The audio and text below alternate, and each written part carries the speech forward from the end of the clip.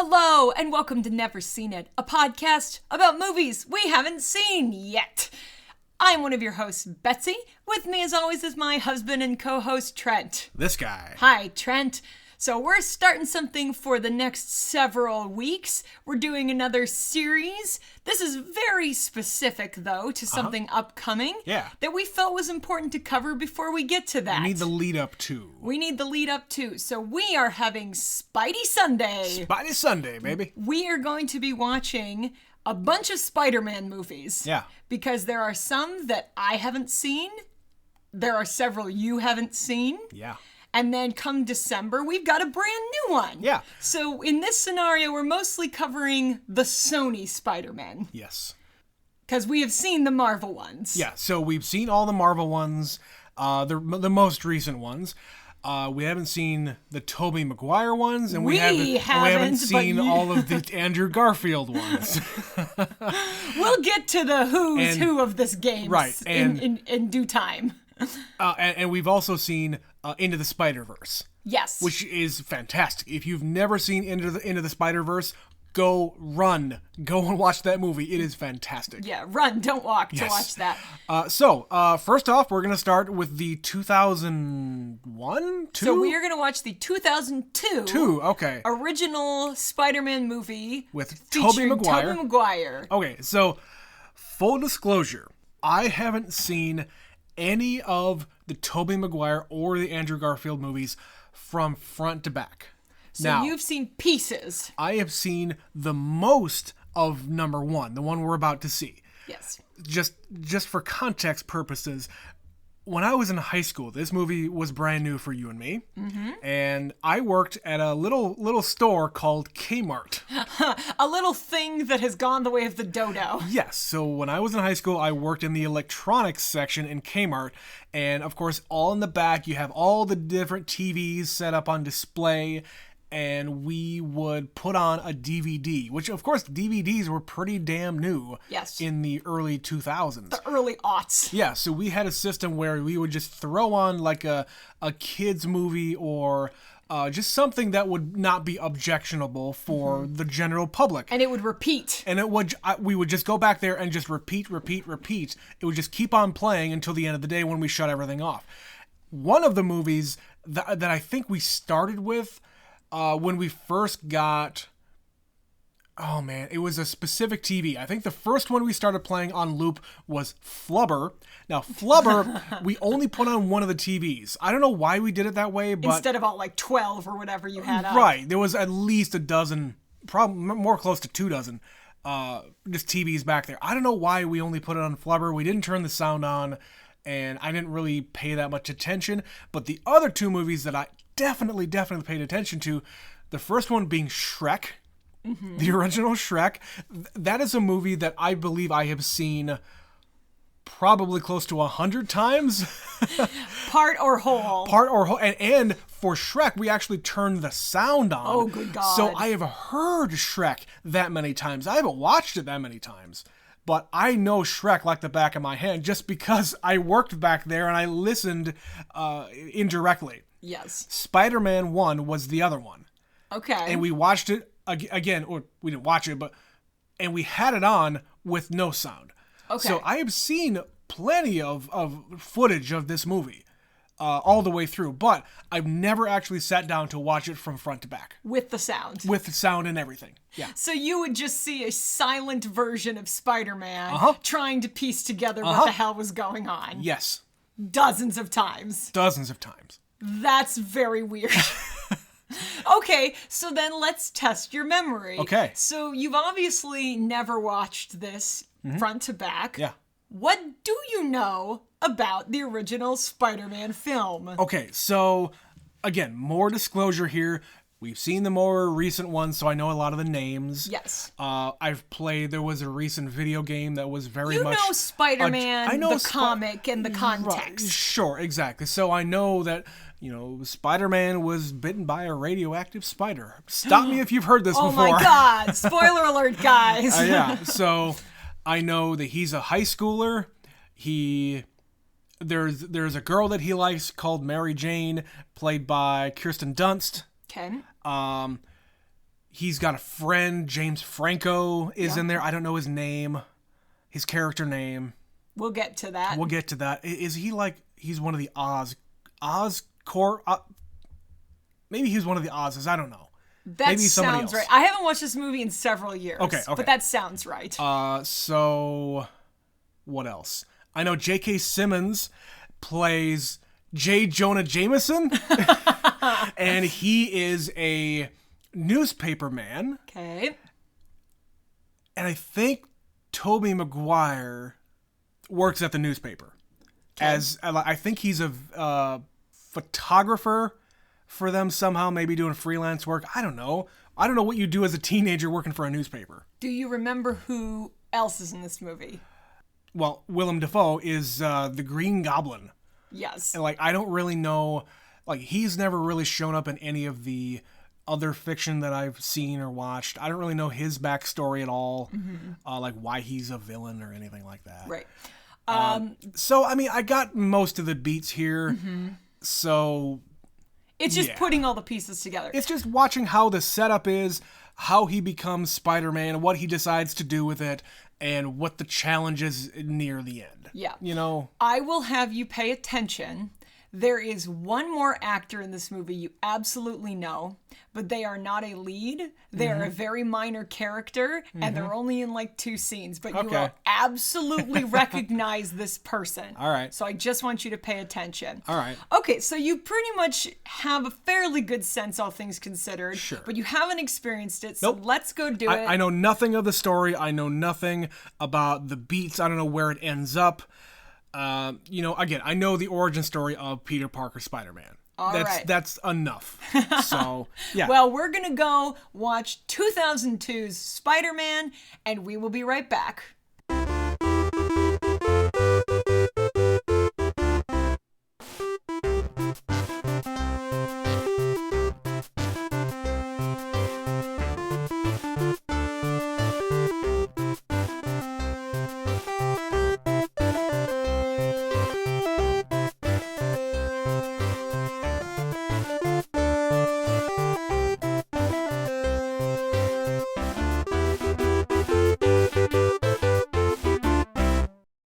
And we're back. So Trent, 2002, Spider-Man, the movie you at last have seen from beginning to end with the sound on. Yes. What are your immediate thoughts? That was pretty damn good. It's definitely different from the modern stuff. Yeah. The modern Spider-Man, the modern Marvel movies in total. Sure. It is pretty formulaic for what it is. Yes. But I think it's entertaining as hell. I laughed a lot. It's goofy. This is much more of the ilk of what kind of what it meant to make a comic book movie in the 90s. So even though this was 2002, this is remnants of the, Batman and Robins, Batman's the one that came to mind the most for me. I'd have to think back about other ones. They didn't really make a lot of them. No, they didn't. But this one is certainly more akin to Batman of 1989 than of Spider-Man 2021. Yeah. And the thoughts that were coming through my mind were, this was after the original X-Men movie. Yes. That came out in 2000, I believe. Yes. That was the first real big one that hit big. Now, Blade, on the other hand, came out in 99. See, I think it's because people don't realize Blade is a comic book movie. Yeah. I had no idea until a few years ago. Because it has nothing to do with what you expect a comic book to be. Right. It's a vampire thing. It's not a superhero thing. Right.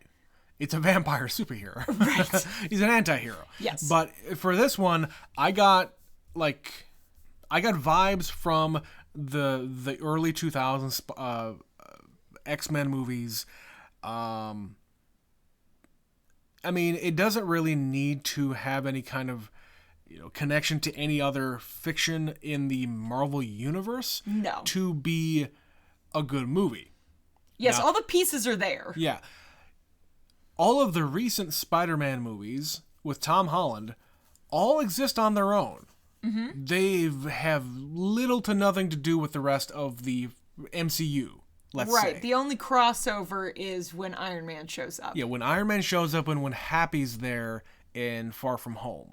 Yes. That's about it. To date, that is the only crossover we get. Right. So, the Spider-Man as a universe is very fleshed out. And we start to get that here. So they rush through it, but they're giving it to you. Yeah. So it's a good 2-hour movie, and it uses its entire runtime to lay things out. There's no stopping. This movie just goes. Yeah. And, it plays with the origin story. So, like, the OG origin story is, he's bit by a radioactive spider. Well, in this case, it is a genetically modified spider. Yes, they took the skills and traits of several spiders and mixed and matched their DNA and created a super spider. Yeah. And it just happens that one of them was out of its cage and he was in the right place at the right time. Yeah, that could have been anybody. On a school field trip, he gets bitten by a spider. Right, to Columbia University. Yes. Tobey Maguire at the ripe old age of 27 playing a high schooler. But you know what? His voice just fit that awkward teenager type of a thing. He's got a youthful appearance, and he has that aw shucks demeanor that he's able to do it. He can pull it off. But by the time we get to the third one... Yeah, dude is like over 30. Yes. It's time to move on to a new Spider-Man. So it is an unusual choice, to say the least. To have him be a senior in high school? To have him be a senior in high school, but weirdly it works. Yeah. I didn't spend too much time really thinking about I think about that. it more now than I did then. Sure. I didn't give a shit when I was 17 and he's supposed to be my contemporary. Sure. Now you're 36. It's like, dude, you're a child. That dude looks way too old for high school. Now, in almost 20 years removed, now it bothers me.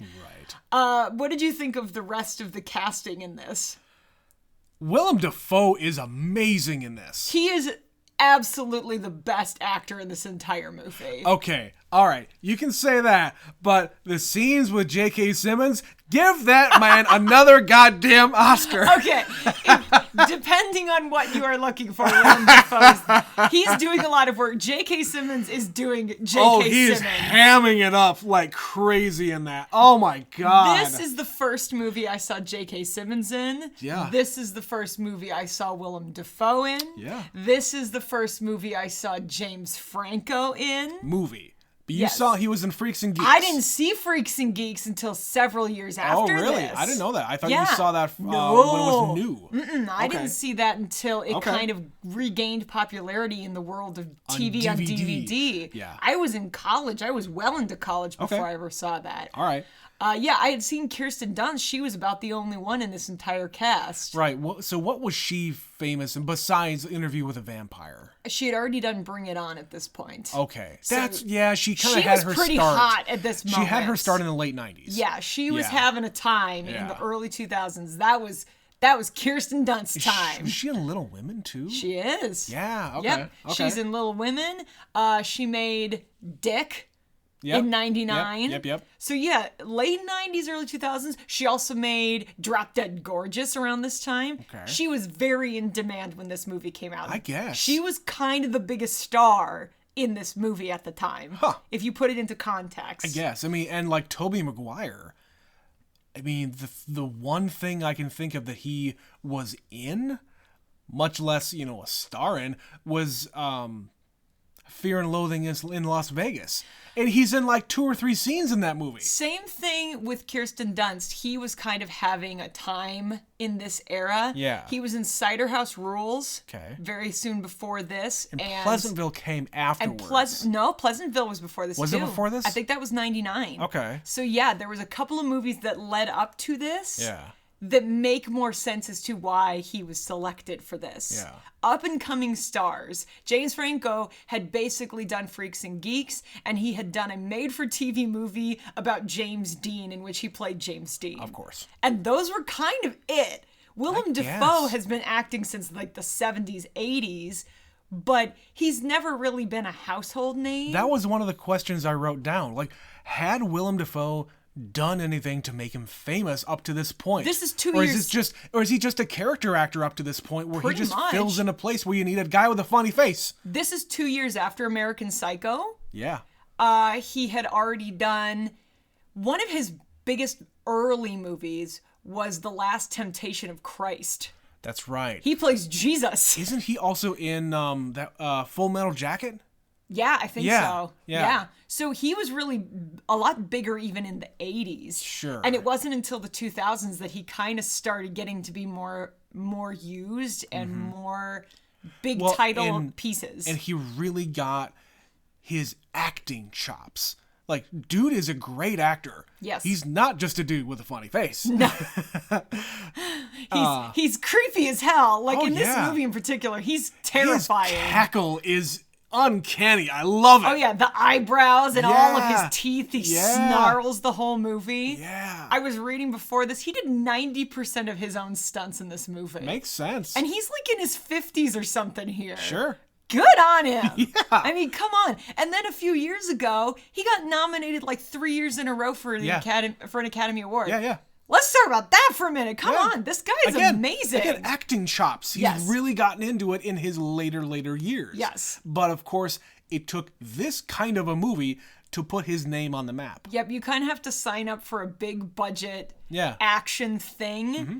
And if it's successful, it opens a lot of doors. Sure. And I think that very much is true for most of these people, including, but not limited to, the people who were not credited in the opening sequence. I told you to look for one, but I haven't seen this movie in a while, and we found at least two more people I didn't realize were in this movie. That were credited. Yes. In the very end credits. Yes. So the one I told you to look for was the actor playing Kirsten Dunst's boyfriend, her douchebag boyfriend, Flash. Flash. God. Who is her boyfriend, Trent? That would be Joe Manganiello. Of True Blood and Magic Mike fame. Yeah, and other things. And very much with Sofia Vergara for the last God knows how many years. And of course, that is very much him. I mean, he's big, he's tall. Yes. And he's not all bulked up yet. Not quite. But you can tell that's where he's growing into. But he's very young, and he is clean shaven, and his hair is, spiky 2002 hair. But he's still got the mouth. Yes. It's a very recognizable mouth. If you know to look for him, you cannot miss him. 100%. You cannot miss him. I also didn't realize in the scene where Spider-Man goes to join the wrestling match to win some money, Octavia Spencer is there as the woman signing people up to get into the ring. Future Oscar winner Octavia Spencer. Not only that, but when he goes to the Daily Bugle, the secretary is Elizabeth Banks. Yeah. And on top of all of this, it keeps going. There is a sequence where there's just a whole lot of different actors. It's reactions to Spider-Man. What do you think of Spider-Man? Yeah. There was that little bald dude who we couldn't figure out his name. He's like a comedian or something that we've seen in other stuff. It's like something Jim Norman or something like that. We'll look it up later. But I've definitely seen him before. Yeah. Jim Norton. I think that's his name. So he shows up, and then fucking Lucy Lawless. Yeah.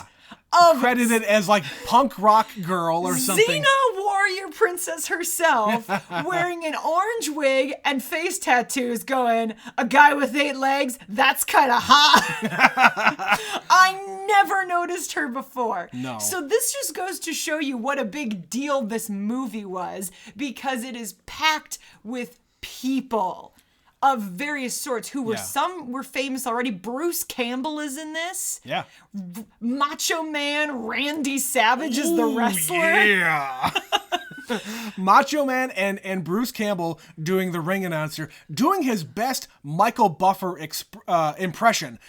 If you don't know who Michael Buffer is, you know who Michael Buffer is. He's the dude who does the announcement before the match, saying, "Let's get ready to rumble." If you grew up in the 90s, you know this man. You know that man's voice, if nothing else. Yes, even if you only know Jock Jams. Sure, and the dude is actually doing a really good impression of it. Yeah. Yeah. But yeah, just a bunch of different people. Yeah, the Elizabeth Banks one was the most surprising, I think. Yes! Because in 2002, who the hell was she? She wasn't doing a damn thing. I don't think I saw Elizabeth Banks in anything until at least, 2008, 9, 10. Yeah. Yeah, it was a while. Or if I did see her before it was shit like this where I don't remember she's in this at all. Yeah. Octavia Spencer I had seen in one movie before this, but again, such a minor character, it wouldn't be relevant. Yeah, she's in one scene in this. She has 2 lines and that's it. Yeah. And then, 10 years later, she's winning Academy Awards. How many Academy Award winners are in this movie? Octavia Spencer, J.K. Simmons. I think that's probably it. Danny Elfman, question mark? Sure. Danny Elfman They probably did the gave music. him one. Yeah. Sam Raimi, I think Raimi. maybe, has at least been nominated. Willem Dafoe's been nominated a number of times. Totally. Yeah, I think James Franco got nominated a few times. He hasn't won, but he got nominated for 128 Hours. I guess he did, yeah. And I think he might have gotten nominated for The Artist. What the hell was that movie? What was that movie that they made that was a mockumentary? The Interview. No. The one where he's the guy from The Room. Oh, Disaster Artist. Disaster Artist. Thank you. Yeah, I feel like he may have gotten nominated for that too. I don't know if he would have gotten that. I mean, it got nominated for some stuff. I don't know, honey. I don't know. But yeah, I think, I don't know. I don't remember the fervor around this movie. I know it was very popular. It was a big hit. But like I assume that Sony really put a lot of weight behind this movie. And this is before a lot of movies started becoming franchises. Yeah. Especially comic books. Sure. Or movies having sequelized to death. Mm-hmm. Think about what started in 1999. 99, you started off name me a trilogy that wasn't Star Wars before 1999. I mean, I could name several, but nothing of this ilk. That's what I'm saying. Big trilogy movies. The Matrix came out in 99. Yep. You had 3 X-Men movies that were all very related, and then a lot more after that. You had the Lord of the Rings trilogy starting out in 2001. They were filming this. They were already filmed. The one was already out by the time this got released. Right. Think about that. The sequelization of all of these films and franchises, these big studios putting a whole bunch of money into these big blockbusters. Mm-hmm. This was the start of that. Yeah, I suppose. It certainly was. It was at least this era. It's at least the spark that lit the flame where they said, okay, we can make a comic book movie that makes money, right? Serious money, and we can have a franchise. But it really isn't until Iron Man where Marvel decided, fuck it, let's make our own studio, right? That they were able to put their full weight behind it and make it. And not only did they make their own studio, they got so successful that they had to convince Sony to allow them to take the rights of Spider-Man away from them. Not away from them permanently, but please let us use them. Let us use Spider-Man in this stuff because you can't afford not to. Mm-hmm. Because then you're going to be able to make your own movies and make your own money using the rights that you have in perpetuity. Because, we got this trilogy in a very quick number of years. I think the third one came out in 2007. Yeah. So within 5 years, we had 3 Spider-Man movies starring Tobey Maguire. Yep. 3 or so years later, we already had another Spider-Man. We got 2 of those. Mm-hmm. And then just a couple years later is when we got the MCU Spider-Man. Sure. And I think the Andrew Garfield ones, didn't those bomb?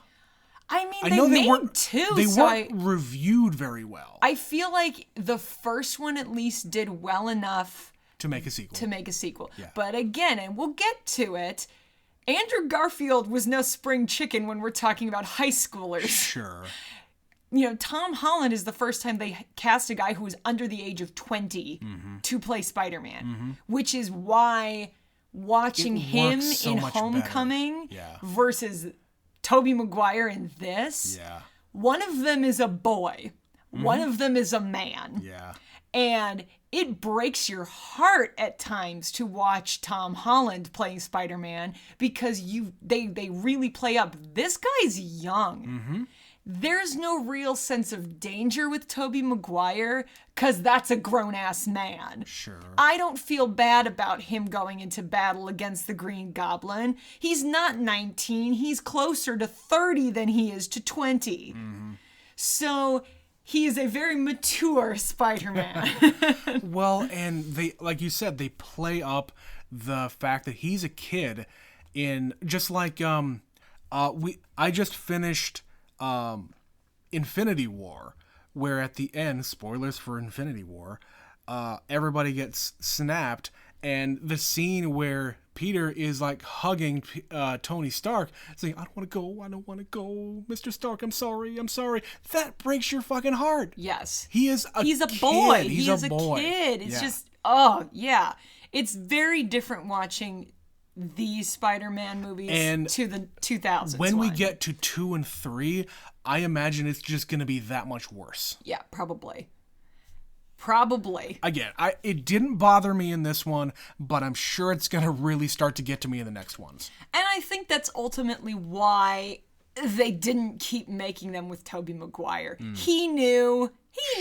Sure. But, it's not to say you can't make a movie about Spider-Man in his 30s. That's basically what happens in Into the Spider-Verse. Sure. When you get multiple versions of Spider-Man, you've got this guy who's like a middle-aged Spider-Man. Right. And that hadn't been done before. Right.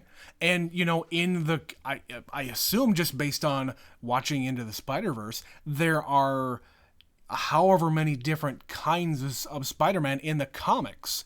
Like, you got the noir Spider-Man, you got the Spider-Girl, Spider-Pig. Spider-Pig.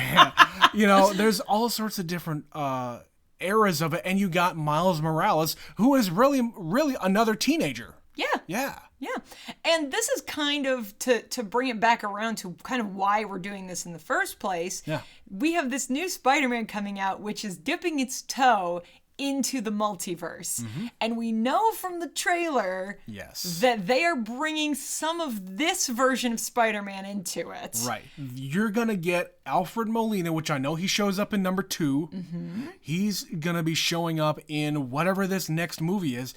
And like Betsy said, that's kind of why we're doing this. Yes. I need to relevant have information. I need to have the context as to what they're going to be revealing in this new multiverse verse. And there's hints in the trailer about the Green Goblin, like those orbs he has in this movie. Okay. That orb shows up. Okay. What I don't know is it this one or is it an Andrew Garfield Green Goblin? Because I haven't seen those. Yeah. Spoiler alert. We haven't watched either of them, guys. Sorry.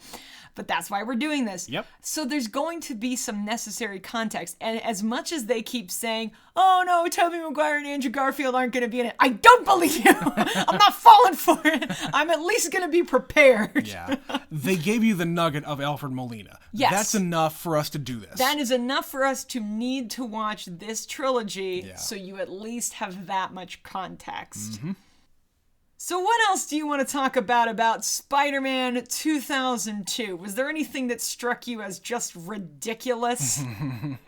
That bothered you tremendously? The fact that Willem Dafoe just goes completely homicidal immediately. Yes. Yeah. He has a... It's the Jekyll and Hyde type of thing where he just, it switches on a dime.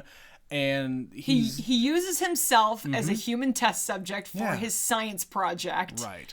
And even though he knows the risks, he's got to do it because otherwise the funding is going to fall through. And it drives him insane. And that's very much a trope of movies. Yes. Of the scientist wants to keep his grant money, so he's just going to do something crazy in order to keep it, and it goes wrong. And yeah, that's a movie trope. Absolutely. It's a comic book thing, it's a movie thing, and it happens to him. Yeah. And yes, he immediately starts strangling the doctors in the office, and he murders the board of directors when they try to fire him by incinerating them on a balcony. They become bones. They're bones. And he just starts terrorizing people and like shows up in a flaming building wrapped in an Afghan just to sneak up on Spider-Man. That was good. I liked that. I needed a meeting, so I've set up an elaborate ruse. He's smashing shit up and he's stealing equipment from his own company. And he basically becomes an alter ego without even realizing he did it. Yeah, his character was probably the most interesting to me. And he's got a lot of screen time here. He does. Yeah. Again, like these kind of movies in the 90s, we've talked about this before. It's the villains. In the original Batman movie, it's the villains. You see more time with the Joker than you do with Batman. Similar thing here. You spend so much time with the Green Goblin, whether you know he's called that, whether you know it's actually Norman Osborn or not. Right. He's on the screen a lot. Yep. A kind of a different thing in this one as opposed to other types of media about Spider-Man is that Uncle Ben is alive at the beginning. Yes. Yep. So that is a change. Yeah. From other Spider-Mans that you've seen. Usually it's Peter Parker growing up, with his uncle, but by the time we meet up with him, he's already Spider-Man and his uncle had died. He's just growing up with Aunt May. It's just Aunt May. Yes. And in this one, this I think is more true to the comics where they're very old. This is like a sweet elderly couple. Yeah. Like Uncle Ben says, I'm 68 years old. Right. With an 18-year-old grandson. Or 18-year-old nephew. And that's a big age discrepancy. And he's lived with them since he was 6. So I actually appreciate in the MCU that Aunt May is Marissa Tomei. Yeah, that works a lot better. It's not only funny for a solid running joke about how his aunt is hot, young and hot, but it's more true to life. When I was in high school, I didn't have any elderly aunts and uncles. No, I had great aunts and uncles. Exactly. Yeah. That was the difference. And it's not to say it can't happen. It's just, they were 10 years older than his parents or something. Yeah, it's not easily out of explained away. It's not out of the question. You don't know how old Peter's parents are. No. Or what that dead. Situation is. You know what I mean. How old they were when they had him. Right. Let's say, they were the babies of the family. That happens in, like, my mom's family. There's 10 kids, and there's, like, a 12-year difference between the oldest and the youngest. Actually, I think it's even more than that. And that makes sense. But I feel like Marissa Tomei, while a cheeky choice, is actually closer to the right age in a real-world scenario. Yeah. The CG in this movie hasn't aged well. Oh, no. So while we were watching the opening credits, I remarked on the dude who did the special effects, who was credited for the special effects. His name is John Dykstra.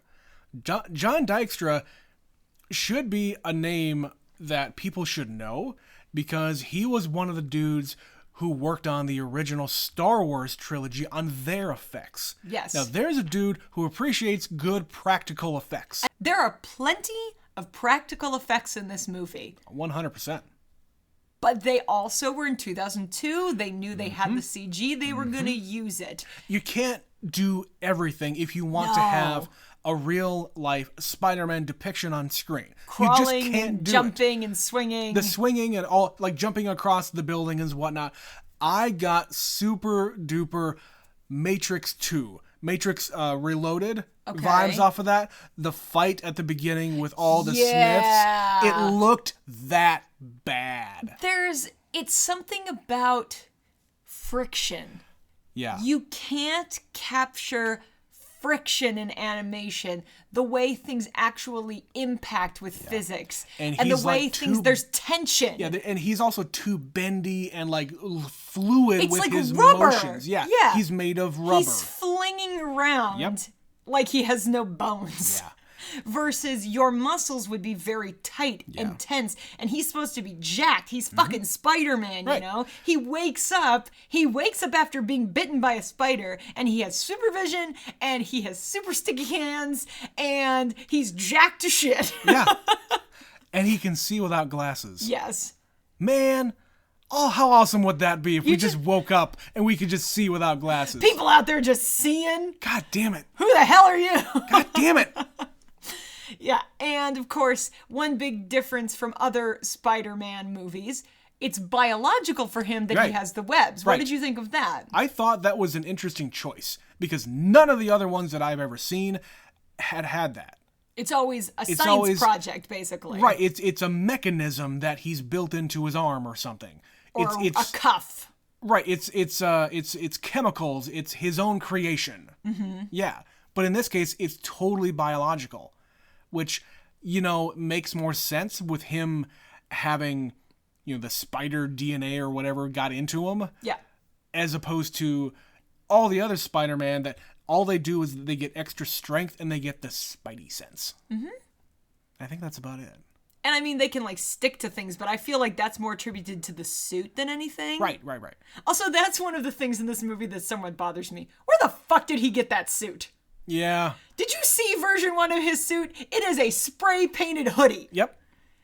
That's what we start with, and then he goes immediately to latex whatever the fuck he is wearing. I don't think Peter Parker is much of a seamstress. No, but he's apparently an artist because he drew that. Right. He drew a comic book version of Spider-Man. He did.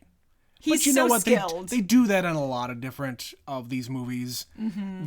They reference the comic books and like his imagery in the comics. Oh yeah, and they have that montage while he's putting his costume together that's very comic booky. Oh yeah. The way it looks where he's like cut out in the foreground and then there's a lot of drawings in the background. Right. It's very much something out of a comic book. And one of the images, I think, where it's like a very, very black outfit and it's got a little bit of red on it. That's a real Spider-Man costume from another version of Spider-Man. It's more akin to the one we have now. Yeah. Because now in the modern Spider-Man, he has changed from having that red and blue to having more red and black. Yep. So there are some pretty iconic scenes that are in this movie as well. Yeah. Some stuff that has just, spawned 1,000 memes. Some very iconic. I'm a bit of a scientist, myself. I'm a bit of a scientist myself. Or like the crying meme, where he's just after his Uncle Ben dies and he's sobbing. Oh, Betsy. I don't think Tobey Maguire has the ability to cry. He had to try real every hard. single time that he is put on screen as having tears on his face, it is right before they cut to him. I feel like they just put the tears on his face. Maybe. I just don't believe that man has actually shed a tear in his life. I have. At least on screen. At least on screen. I can't speak to that. I just know it made a meme. Yeah.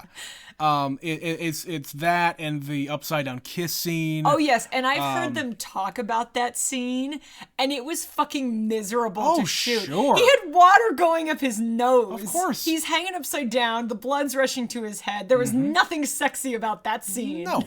But you know what? They fucking full on made out. Yes. I did not know that. That's like some open mouth kissing right there. Oh yeah. Ah. Wow. Yep. And of course, MJ is secretly in love with him. Right. But she doesn't know it's Peter Parker. She just knows it's Spider-Man. Yeah. And there's some dark shit in this movie, too. So, we get the speech from Uncle Ben about with great power comes great responsibility. Yeah. And then it turns into the sequence of Peter Parker goes to a wrestling match. Peter Parker wins. Peter Parker gets stiffed. He's supposed to win a $3,000 prize. Which, okay, before you go on. Number one. There's no way in hell any wrestling promotion like that would give out $3,000 to some random person who can survive for 3 minutes in a ring. That right there is no, that would never happen. Not against Macho Man Randy Not Savage. against anybody. Real wrestlers don't make that much money. No, not in this circuit, like the amateur, run of the mill. There's 500 of you on tour at a time. You haven't watched The Wrestler? with Mickey Rourke. We'll get there. I want to watch that. But yeah, that's basically what he does. Is he used to be more of a big time guy, and now he is on these like amateur circuits. Sure. But yeah, nobody is going to get paid $3,000 because the headliner's not getting paid $3,000. But he gets stiffed. While he's leaving the office, another guy comes into the office and robs the guy who's giving out cash. Yep. And Peter lets him by. He helps the guy escape because as a fuck you to the dude who wouldn't pay him the $3,000. And he just wanted to have a little quippy line back to him and say, well, I don't see how that's my problem. Yeah. And of course, this ultimately leads to the same man carjacks Uncle Ben and shoots him. Shoots him dead. Peter is basically inadvertently responsible for his own uncle's death. That'll fuck you up, man. Yeah. He is also responsible for his best friend's dad's death. Even though it was an accident, he didn't do it. It's circumstantial. I would not put any of that on him, but of course... But he's present for it. Yes. James Franco having that reaction is understandable. Yes, he has no context whatsoever. Right, but he's also jumping to conclusions. Yes. That, oh yeah, you see Spider-Man bring your dead father back into the room, and the only reason why Spider-Man leaves is because he doesn't have a mask on. So... Yeah, and... Which, by the way, him bringing his dead father's... the father's body back, that's fucked up. But he says, don't tell Harry... 3 times in this movie. I realize that. Listen, I have a whole problem with this too. Earlier in the movie, he is walking down the street and he sees MJ, who's working at a diner. What does she say to him? Don't tell Harry. And then later on, at the end of the movie, Norman dies of his own hand, yes, but Peter is present for it. Sure. He knows what happened to him, and he looks at him and says, Peter, don't tell Harry. Nobody wants to tell Harry anything. And you know what? That's uncool. Stop putting all your shit on Peter. If you're a piece of garbage human, maybe he needs to know you were garbage. Yeah. You know? If you are ashamed, if you think your boyfriend's going to shame you for having a job, then your boyfriend is shit. Yeah. You know? Both directions. Right. In this scenario, maybe Harry's kind of a lowlife because he's a rich kid who gets pampered all the time. Right. He can see both sides of the track. Yeah. You know, he's got this like very, very rich upbringing, but his best friend is not from his world. No. But he's also never exposed to any kind of hardship. His dad buys them an apartment. Right. And they move in. Right. And when Harry and MJ are all kind of on the outs, or they're having problems, his solution to it, I want to buy you something. He's not very nice to her. No, he's really not. Like when he's going to introduce her, he's like, why did you wear that dress? Right. You look better in the other dress. I want to impress my father. Yeah, my father likes black. You should wear black. Yeah. And then by the end of the movie, he's all in black. Yeah. Not because of the funeral, but yeah, he just shows up to the hospital, and he's all in black. And he knows that there's something going on between them. Even if nothing's going on, there's a spark there. Yeah. And he's known forever. Yeah. Yeah. But he decided to make a move anyway because he's a bad friend. You know, when they were having the discussion and Harry said, well, you just didn't make a move. He's got a point. He's got a point. It's true, but also there's like... When it goes on for that long, and he doesn't seem to like her that much. Right. Or she certainly doesn't like him that much. No. So it's just like, why are you two wasting my time? Yeah, she doesn't really like any of the guys that she dates. No, she dates garbage guys. She just says yes to anybody who asks, Apparently. I guess. Yeah. Rich dudes, too. Oh, yeah. Yeah. Yeah, my daddy gave me this as a birthday present. Come have a ride. Yeah. So, there's that. God, I hate guys there's like the big argument at Thanksgiving where Norman is like, girls, watch out for girls like that, blah, blah, blah. I mean, listen, she does seem to exclusively only say yes to the rich guys. Not to throw MJ under a bus or anything, but she has a track record so far. And to some extent that might be low self-esteem. It's that, and it's probably societal pressure. Yeah, she's got to get the hell out of where she is, and this is a fast ticket out. Yeah, say, hey, if these guys like me, maybe I can just get out of here easily. Yeah. Rather than being a waitress at a shitty restaurant. Well, and of course, the joke in this is the same as it always is. I'm an actress. Oh, yeah? What restaurant do you work at? Right. Because that's what happens in New York. Yeah. Especially of all places. There's a lot of work to be had. Oh, sure. You know, I'm sure they filmed this on location, and as evidenced by the number of people I just rattled off who apparently were living in New York at the time. There was another one I saw at the end credits, Sarah Ramirez, who you didn't know, but she was on Grey's Anatomy for several years. She's one of the cops when Uncle Ben is shot. She's just one of the cops kind of shooing people away. Yeah. And I didn't see her at all. I just read her name and went, what the fuck? Yeah, okay. But yeah, so there's some like dark stuff here. This Peter Parker is burdened with glorious purpose, so to speak. Sure. And like at the end of the movie, MJ flat out tells him, I had a near-death experience and the first person I thought of was you. Right. And I love you and kissy kissy. And he says, no, they can't be together. Okay, I have a problem with this. Okay. She confesses her love for him. That's all well and fine. That's not true. I don't think that she actually has that. She says, you've always been there for me. Bullshit. No, he hasn't. Always? No, he's been in the background. They barely know each other. Observing her from afar. They barely know each other. She is literally the girl next door since they were 6 years old. And you didn't even know that he lived next door? She didn't know he had blue eyes. Right. This is how little she paid attention. Seriously, how the fuck do you have the gall to say that to someone when it is blatantly not true? I think it's starting to become true, but not the you've been there for me forever. You've been there for me recently. But you're not going to come out and say, I'm in love with you because you just happen to be around. No, that's like falling in love with your stalker. God damn it. You happen to be around. I love you so deeply. Yes. That's called Stockholm Syndrome. Right. So that I have a big problem. But I don't have a problem with him saying no. Because, you know, if he feels the higher calling to live this life, and everybody that he seems to love dies or gets, you know... Put in danger, certainly. Put in danger, for sure. Then, dude, good on ya. Good on ya for not being selfish. Yeah. So... Well, like the Green Goblin poses the question to him. He's like, you never know when some sadistic lunatic is going to pose you with a choice. Right. Save the woman you love or, suffer the little children. And he has to rescue both of them. Right. You know, it's the classic villain trope where if they know who you are, they will inflict punishment on you. They will inflict much pain. Yep. And unfortunately, this was very close to home, and this is akin to, you know, later Spider-Man movies. I won't go into that just for the sake of anybody who maybe hasn't seen the entirety of the new Tom Holland movies. But yeah, there's some close to home stuff that happens as far as villains are concerned.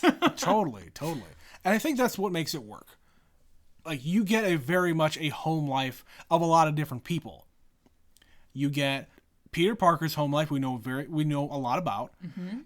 We get Harry's home life, which, where the hell is his mother? Yep. I think there's maybe like a portrait of her in the back somewhere in the house, in the mansion, excuse me.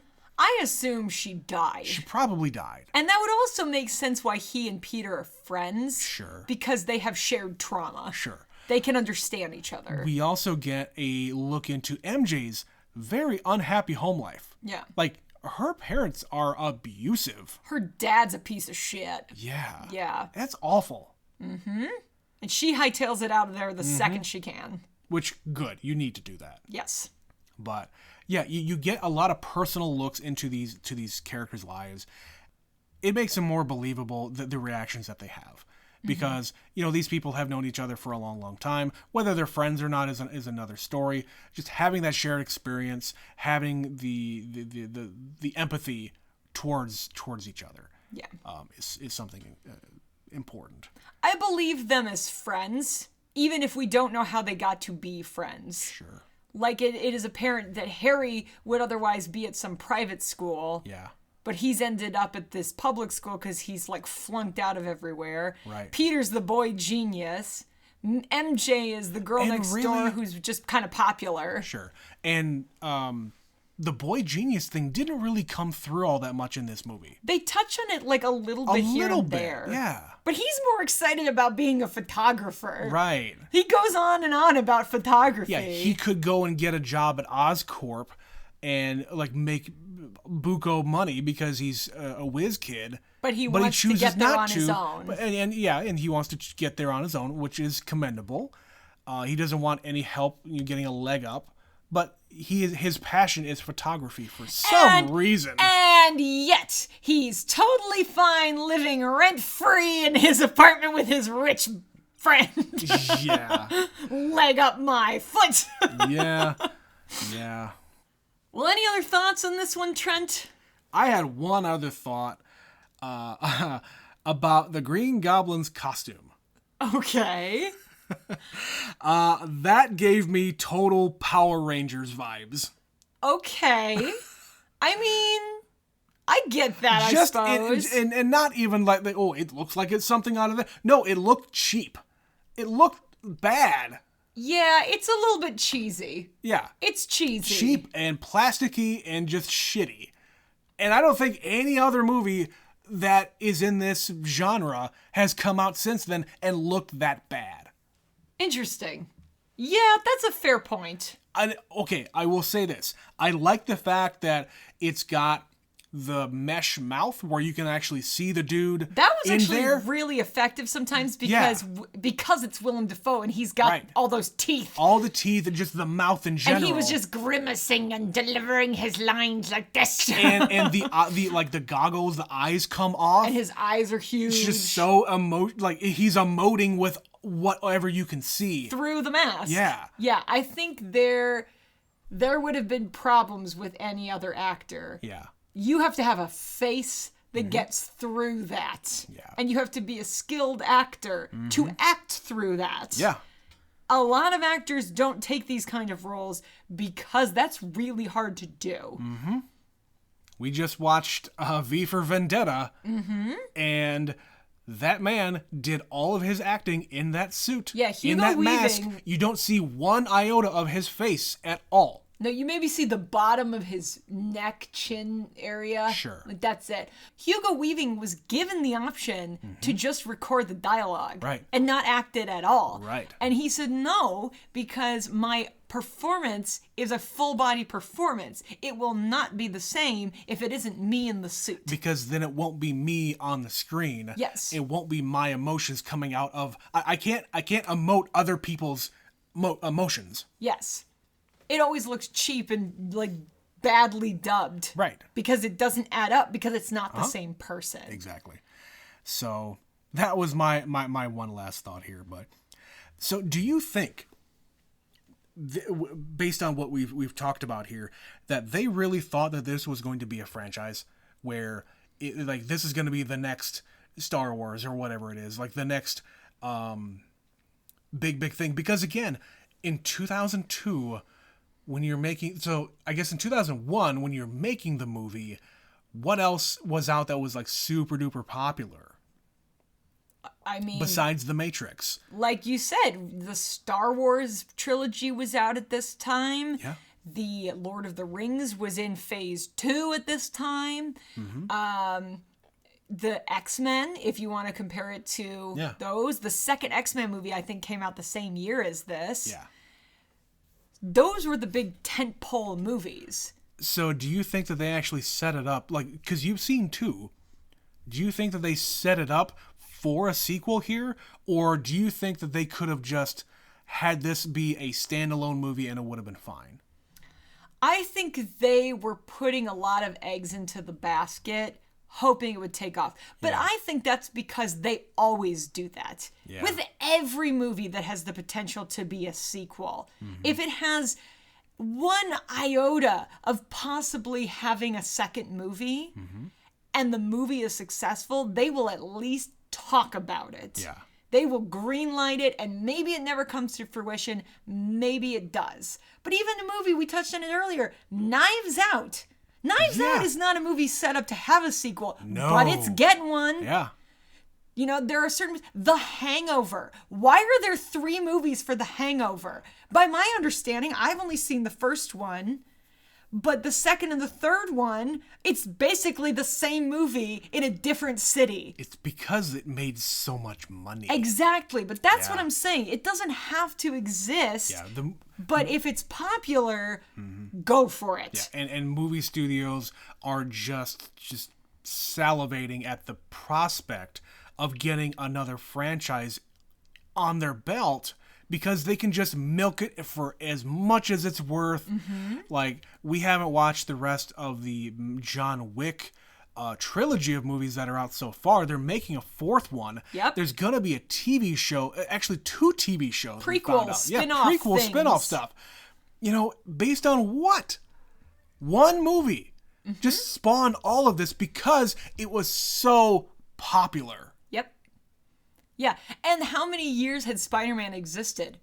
They have been trying to get a Spider-Man movie off the ground for decades. Yeah. It took until 2002 to make it happen, and it was a huge success. So, of course you're going to make a sequel. Did they know what the sequel would be at that time? I don't know.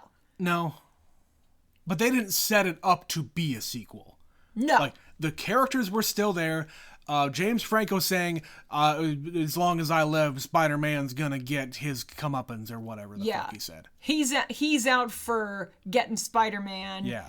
He and MJ are kind of on the rocks. Yeah, that's the only thing that is, like, propelling this forward. Yep. And then, of course, it just sort of ends, you know. I feel like they ended it in a way it could have just been over. Because he says, you know, better or worse, I'm Spider-Man. Yep. Da, da, da, da, da, da, da, da, da, credits. Yeah. Well, there you go. That's Spider-Man. So we're going to be doing this in the coming Sundays. Spidey Sundays. Spidey Sunday. So the next one we'll be covering, obviously, is the second in this series, Spider-Man 2. Yep. But before that, why don't we end with an email, Trent? We got an email here about our final movie in our October series of movies from Stephanie about Scream. Scream. She starts, Trent, to quote Stu, "You already cut me too deep. How can you not like this?" Okay. All right. In my defense, we talked about it in the episode. My mind was set on it being one way, and it ended up being something different. I get it. I totally get it. Now I do. But going in, I couldn't have the same kind of appreciation of somebody else who maybe had a different impression going in. That's all. Like, I appreciate the fact that it's a spoof, but it's also doing the thing that it's spoofing. I don't really have any kind of context for that. It's meta, and you weren't expecting meta. I was not. You were expecting a slasher movie. I was. It is just expectations not met. And it's not that it was a bad movie. It's just my mind just couldn't compute. Well, what else does Stephanie say about it? All right. So she's talking about what her thoughts about Scream are. This movie holds a special place in my heart. I love the Scream franchise. I will watch any of them at any time. It is fun and dumb and funny. It is very dated, which just makes it funny. Okay, fine. I'm with you. I gave you a taste of what the sequel is. Eventually, we're gonna have to watch Scream 2. I am fully committed to watching the next one whenever we get to that. Sure. And I think I will have a much, much better time for that. Now that I know. Now you're in on the joke. Yeah, totally.